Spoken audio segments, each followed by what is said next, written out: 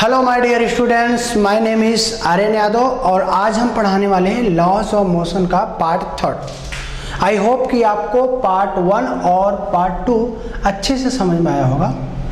तो जो topic remaining रह गया है, जो टॉपिक बचा है, आज हम उसको कवर करेंगे। उस टॉपिक को पढ़ाने से पहले सबसे पहले हम आपके डाउट बताएंगे। कुछ बच्चों ने कमेंट किया था, व्हाट्सअप किया था कि सर मुझे न्यूटन का सेकंड लॉ समझ में नहीं आया। तो बेटा न्यूटन का पहले सेकंड लॉ आपको बता देते हैं। According to Newton second law, rate of change of momentum is directly proportional to the force. Newton ने क्या बताया सेकंड लॉ में बेटा कि rate of change of momentum by t I means rate of a delta को बोलते हैं change of, P को क्या बोलते हैं मोमेंटम।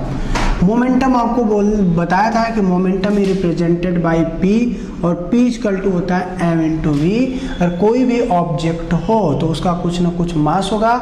अगर उस ऑब्जेक्ट को वेलोसिटी प्रोड्यूस कर दे, ठीक है, वेलोसिटी दे दे तो ऑब्जेक्ट मूव कर जाएगा, तो उसी को हम लोग क्या बोलेंगे momentum.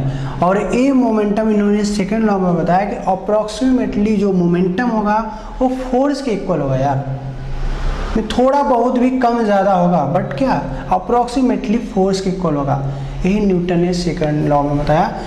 Rate of change of momentum delta P is directly proportional to the force. According to Newton's second law, rate of change of momentum is directly proportional to the force. What is momentum? Momentum is the product of mass and velocity. Okay बेटा, तो delta P क्या, what is delta P? Delta P is the momentum. तो delta P we can write delta P means P equal to M into V. Delta P equal to क्या होता है M into delta V. Why delta M into delta V? क्योंकि M क्या बेटा मास जो है कोई भी चेंज नहीं होता। आपको बताया था मास एंड वेट में मास कभी भी चेंज नहीं होता, कांस्टेंट होता है, वेट चेंज होता है। तो M into delta V upon T equal to proportional हटाएंगे तो इक्वल एक कांस्टेंट आएगा K to M. Okay, M into delta V मतलब change in velocity. Delta V क्या है? Change in velocity. वेलोसिटी में क्या चेंज होगा? Final velocity minus initial velocity upon T.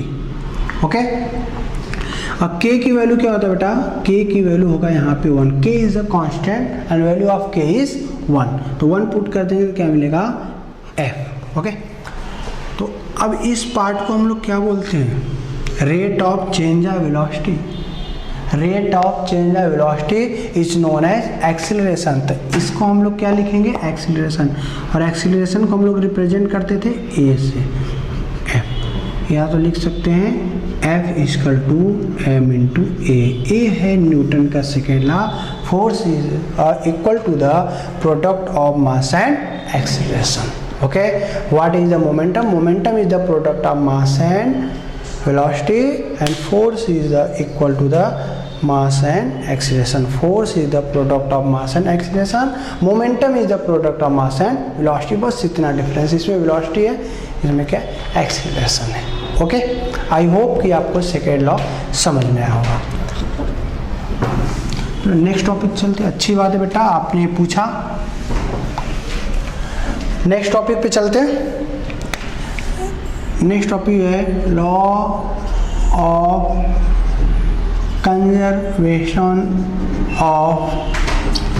Conservation of momentum. Momentum कैसे conserve होता है इसको बताना है। तो सपोज करो एक ऑब्जेक्ट है जिसका मास है m1। ओके, एक और ऑब्जेक्ट है जिसका मास है m2। अच्छा, इसको m1 इसको m2 किसी को भी ले सकते हैं, आपके ऊपर डिपेंड है। अगर m1 है तो ये u1 वेलोसिटी से जा रहा है, अगर m2 है तो u2 वेलोसिटी से जा रहा है। ओके, ये मूव कर रहे हैं वेलोसिटी से। और एक जगह ऐसा आया कि जहाँ पे दोनों ऑब्जेक्ट क्या हो गए? कोलाइड कर गए। दोनों ऑब्जेक्ट क्या हो गए, कोलाइड कर गए। ओके, तो m1 था तो इसका जो फोर्स लगा क्या हो जाएगा F1, क्या हो जाएगा F1, ये फोर्स क्या हो जाएगा F2, इसका फोर्स अपोजिट हो जाएगा।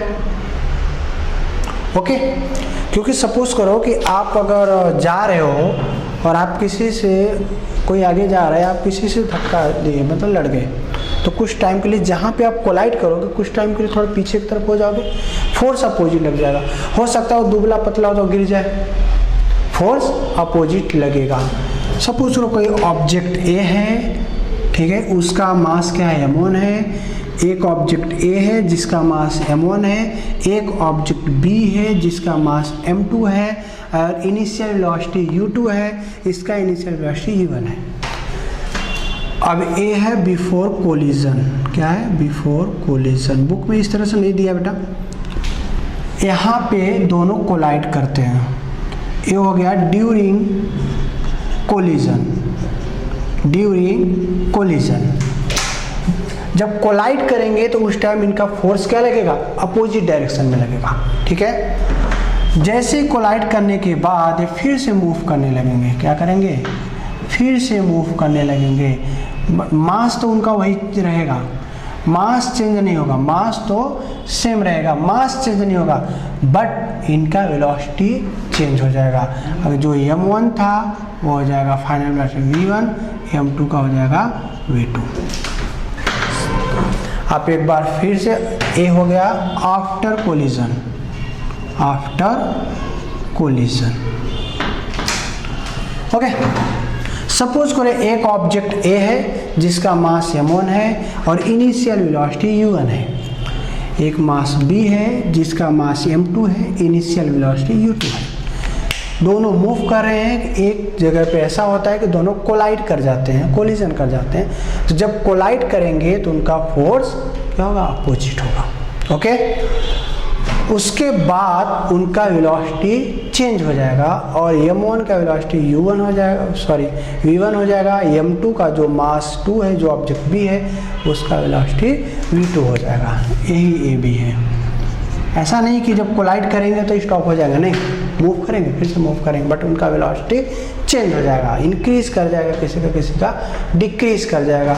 ठीक है, तो इसको सॉल्व कैसे करेंगे। सपोज करो जब इसका m1 था, ठीक है, before collision,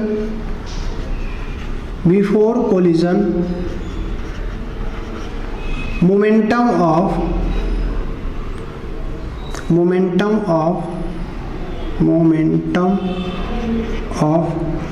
object A, momentum of object A क्या होगा बेटा, ऑब्जेक्ट ए का मोमेंटम क्या होगा, मैंने बताया ना, मोमेंटम इक्वल टू क्या होता है m इंटू वी ना, मास इंटू वेलोसिटी। तो मास क्या है m1, वेलोसिटी क्या है u1, तो m1 u1 and momentum of b क्या होगा, मास क्या है, मास इंटू वेलोसिटी, मास क्या है m2, वेलोसिटी क्या है u2। ठीक है, जब कोलाइड करेंगे तो वहाँ जो फोर्स होगा F1 वो अपोजिट लगेगा किससे, F2 के, या फिर हम लिख सकते हैं जो F2 होगा वो अपोजिट होगा किसके, F1 के।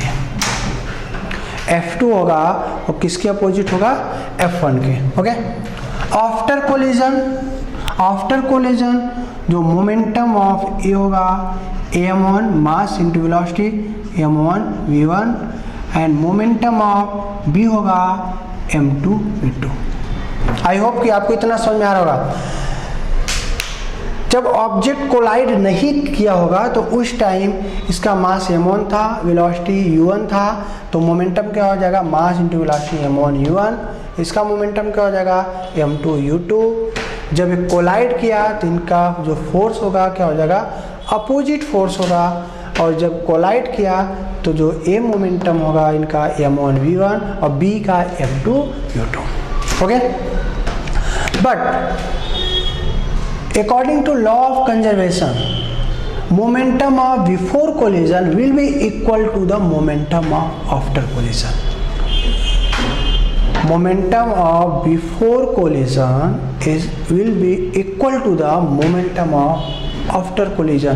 कोलिजन के पहले जो मोमेंटम होगा वही मोमेंटम कोलिजन के बाद भी होगा। इसी law of conservation of momentum.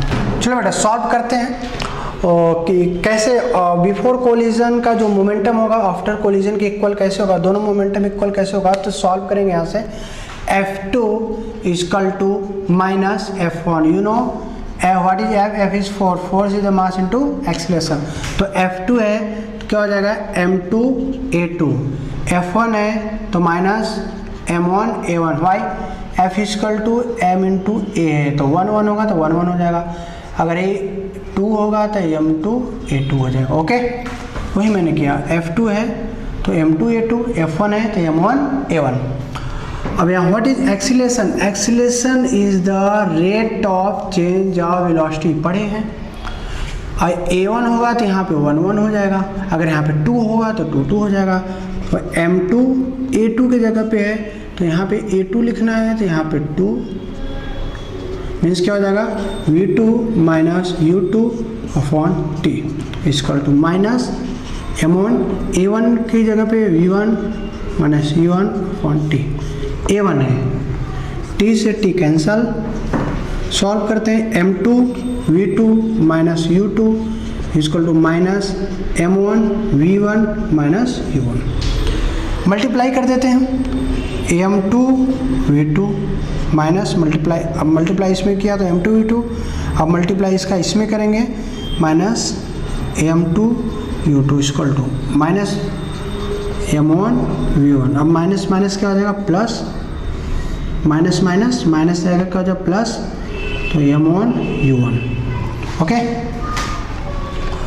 अब V1 वालों की इधर लाते हैं तो M2 V2 ये माइनस है तो प्लस आएगा तो M1 V1 equal to M1 U1, ये माइनस उस साइड जाएगा तो प्लस M2 U2। हमने क्या किया, V वालों को वन साइड लिया और U वाले को वन साइड लिया। ओके, या फिर इसको ऐसे लिख सकते हैं M1 U1 plus M2 U2 equal to M1 V1 plus M2 V2।